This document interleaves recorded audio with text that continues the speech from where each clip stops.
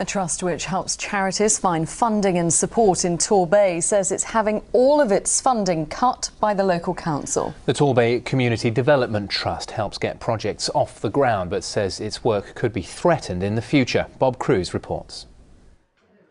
The shed had its official opening just a few weeks ago. It's a community workshop in Torquay, a space anyone can use for projects, to make or repair things if they haven't got the tools or space at home.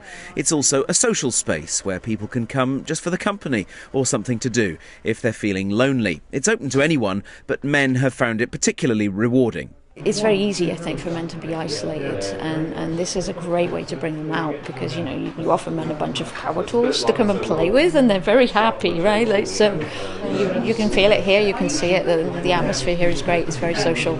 They had struggled to find a venue and had help from the Torbay Community Development Trust to find a home and get the project going. The Trust helps a lot of community groups with that sort of support, but it's now facing an uncertain future as Torbay Council is proposing to remove its £60,000 a year funding. We've supported something in the order of 500 groups like this over the last 3 years, raised millions of pounds for local charities and community groups in Torbay, and that's the work that is under threat.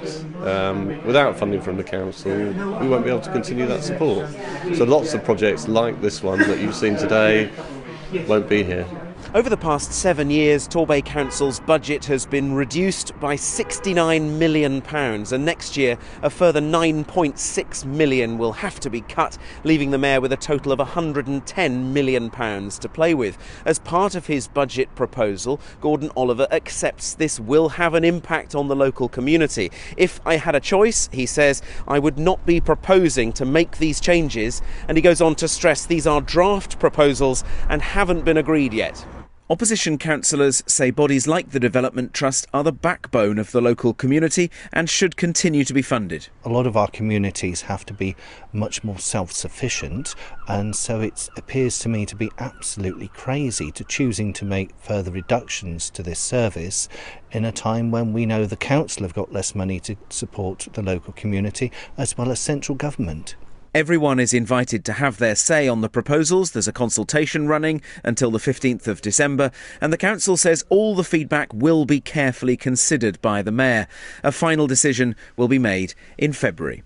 Bob Cruz, ITV News, Torquay.